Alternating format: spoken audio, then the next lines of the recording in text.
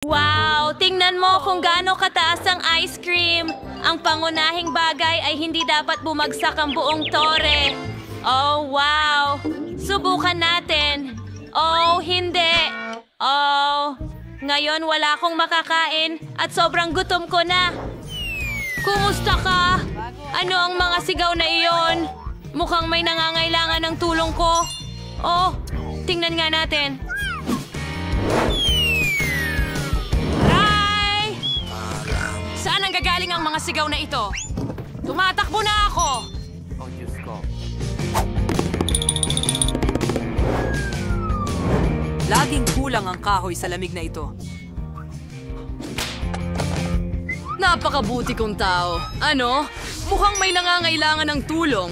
Ngayon higit pa sa panggatong, parating na si Christoph. Ping! Kayo para sa mabilis na pagdating. Gutom na gutom ako magluto ng masarap para sa akin. Handa ka na ba? Iminumungkahi kong magsimula sa isang simple. Magluto ka ng cookies para sa akin. Okay. Madali lang. Subukan natin. Una, kailangan kong masahin ang masa.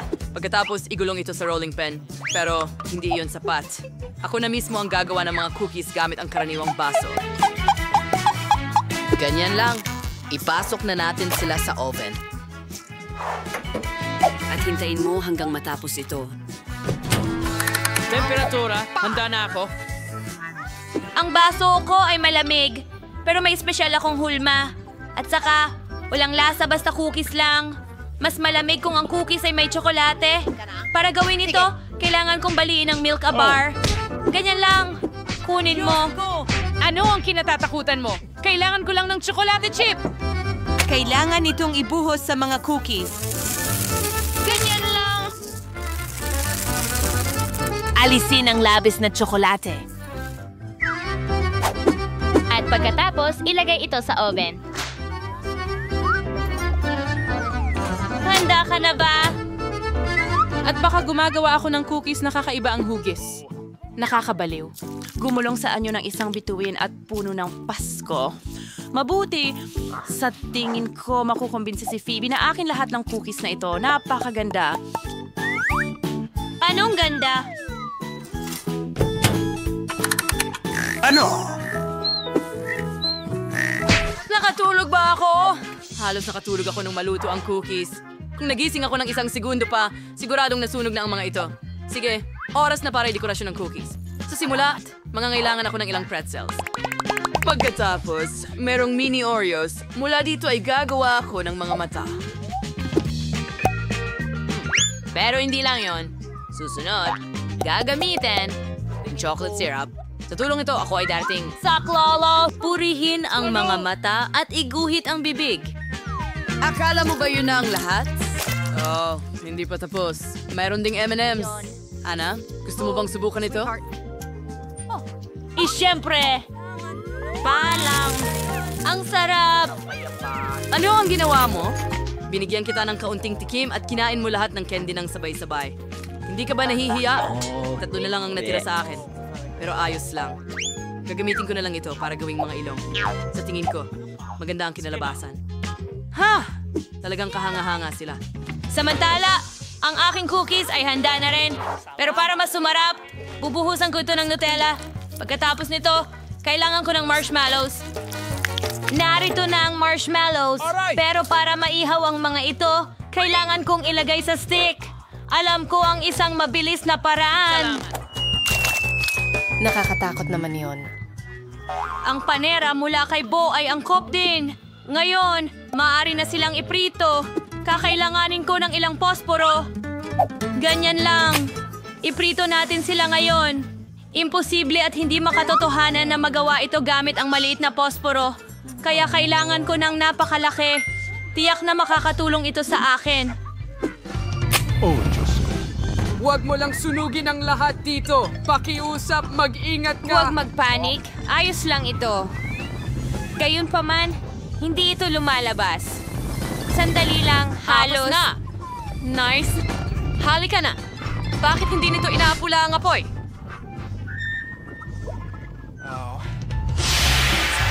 Ano ang gagawin mo kung wala ako? Mabuti na lang at palagi kong kasama ang aking mga turi ng yelo.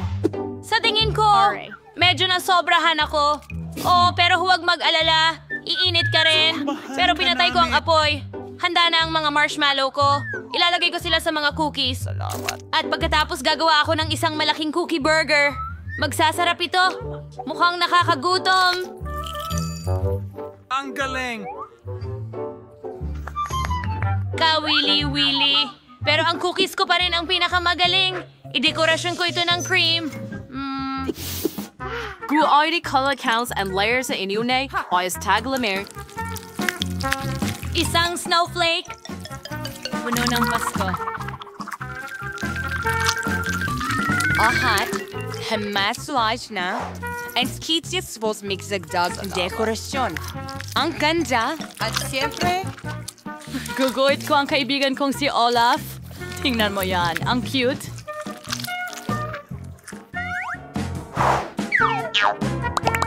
Azteg. Baka oras na para subukan. Gaano ito kalamig? Lahat mukhang napakasarap. Pero magsisimula ako sa matamis na burger. Hindi pa ako nakakita ng katulad nito dati. Original ito. Gusto ko yan. Masarap. Next na itong cute na mga beer.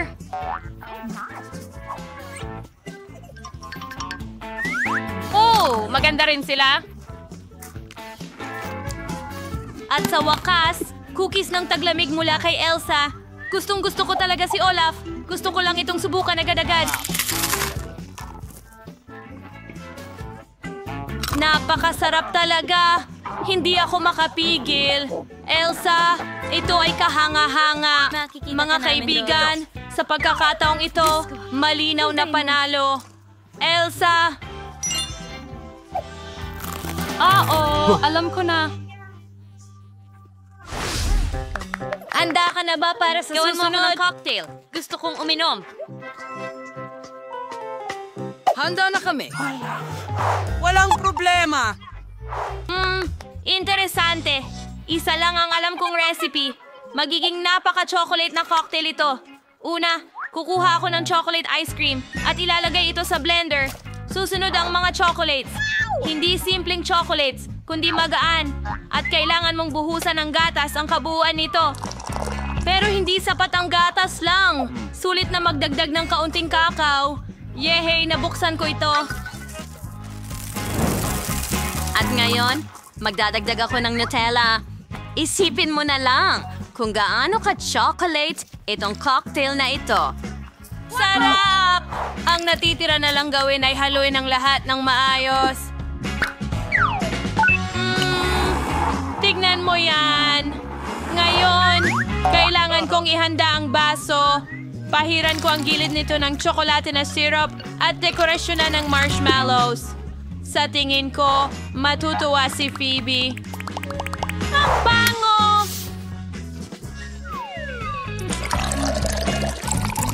At kapag nagdagdag pa ako ng karagdagang dekorasyon, tiyak na ibibigay niya ang tagumpay sa akin. Bilang dekorasyon, gumagamit ako ng whipped cream, tsokolating KitKat, at ilang candy na Maltesers. Hindi ba dastig yon? Mga paborito ko, sa totoo lang. Alam mo ba, hindi pa yon sapat para sa akin. Kaunting Oreo at chocolate syrup pa ang tiyak na magiging dagdag. Sigurado. Mukhang nakakatakam talaga. Tiyak na inumin ko ito mismo.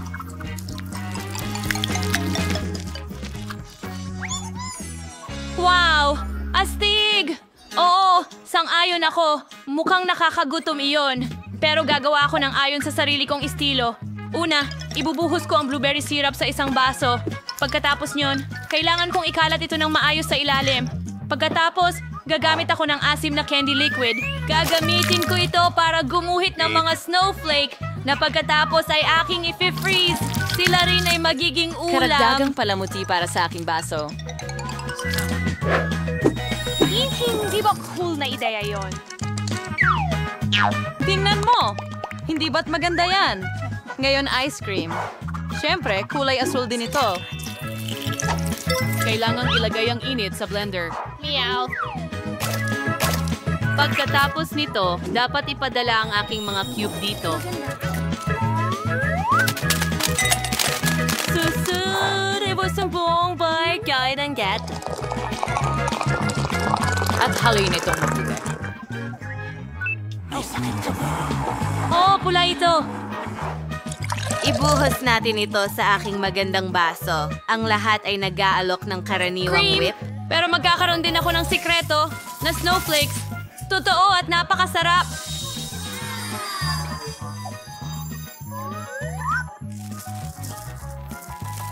Tingnan mo kung gaano ito kaganda. Perfecto!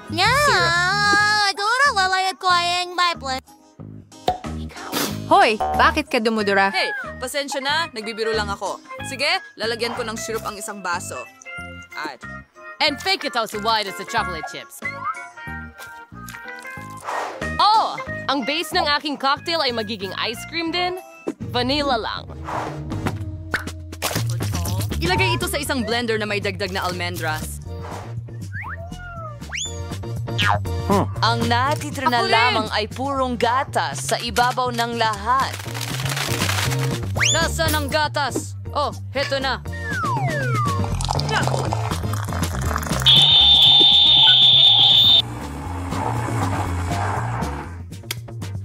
Handay na warning Asti, cocktails. ang ganda. Kung sa ibuwas, boran, bla bla. Siyempre, Gusto ko ito. Pagkatapos ay gagamit ako ng likidong tsokolate.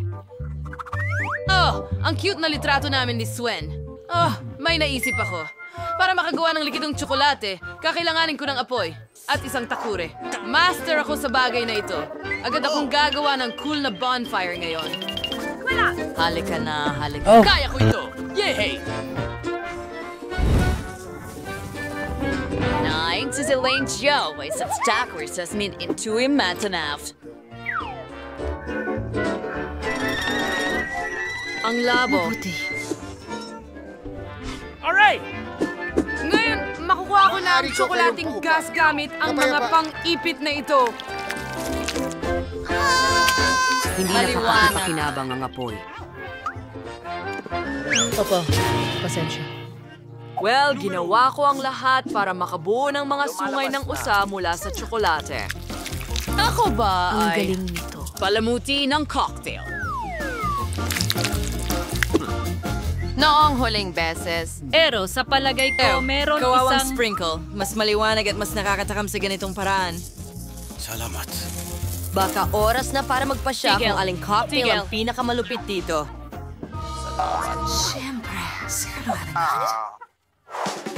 Wow! Una sa lahat, susubukan ko ito. Ang may sungay. Ang ibabaw nito ay napakaganda. Pero hindi sapat. Kailangan kong alamin kung ano ang lasa ng mismong cocktail. Subukan natin. Alam mo, inaasahan ko pa ng mas marami. Hindi ko talaga gusto ang mga almendra. Susunod, susubukan ko itong malamig na cocktail mula kay Elsa. Hindi ako binigo ng ibabaw muli. At ang cocktail mismo ay napakasarap. Binalalamig namin ang natitirang subukan ang tsokolate. Oo, mula kay Ana, mukhang maaasahan. Sa ngayon, gusto ko ang lahat. Susubukan ko pa ito. Oo, kamangha-mangha ito.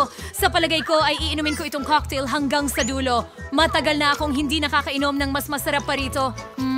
Ang sarap. Ana, congratulations sa iyong tagumpay! Napakasarap noon! Yehey! Hindi nakapagtataka na talagang nagsikap ako. Mga kaibigan, nanalo ako ng spaghetti sa ikatlong round. Lutuin niyo ito para sa akin.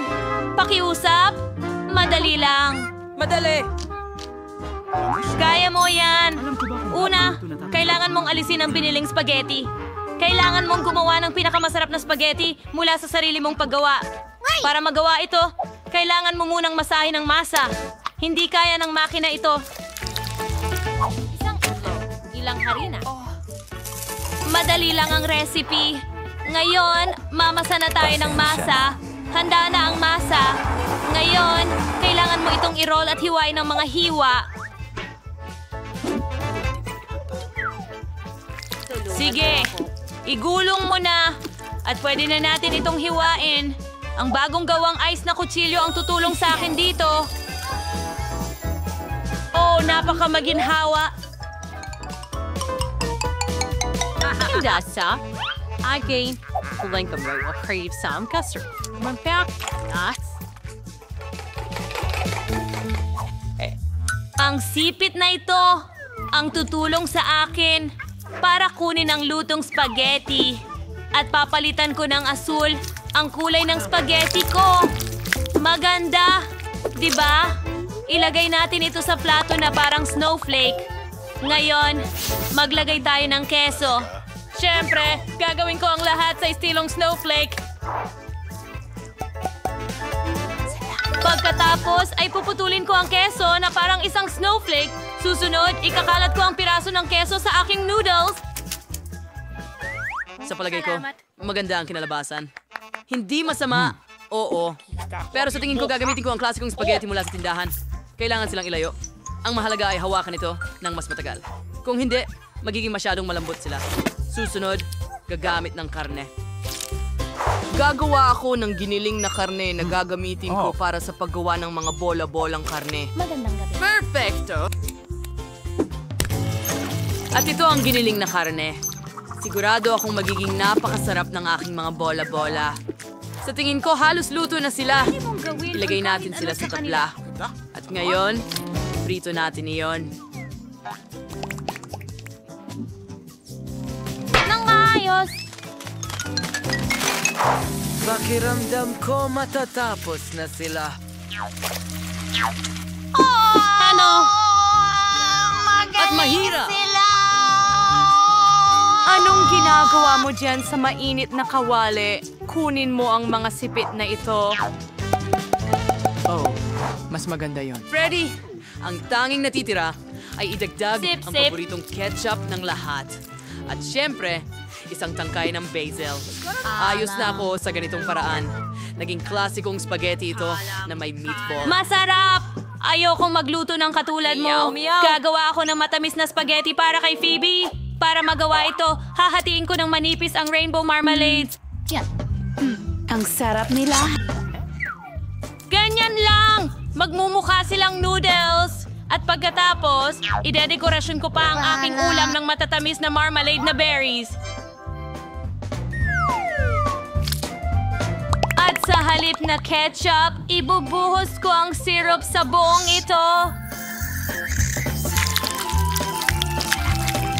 Sa palagay ko, mukhang napakabongga. Phoebe, sa iyo na ang desisyon kung sino ang nanalo. Sa unang pagkakataon, susubukan ko ang spaghetti na parang snowflake mula kay Elsa. Aminin ko, mukhang maganda ito. Pero hindi ito kasing sarap ng hitsura nito. Susunod, susubukan ko ang spaghetti na may meatball ni Christoph. Yan ang gusto kong gawin. Sobrang gutom na ako.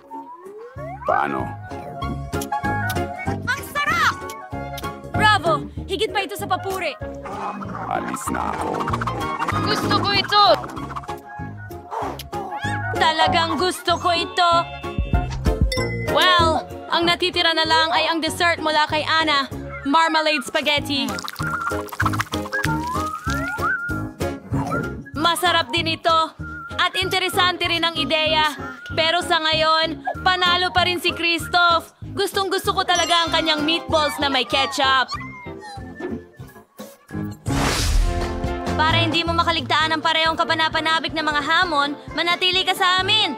Mas magiging masaya pa ito. Magkita tayo soon.